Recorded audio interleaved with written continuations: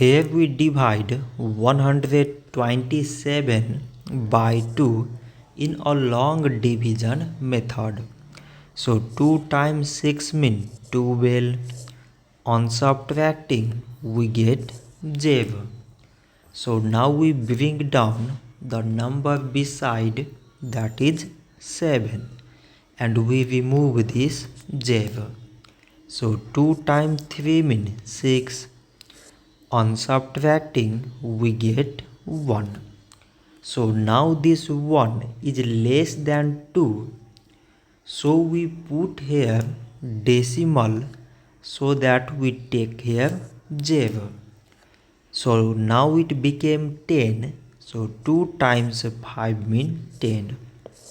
On subtracting we get 0.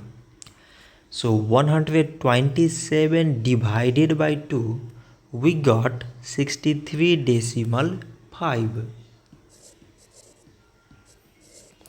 So this much for today, and thanks for watching.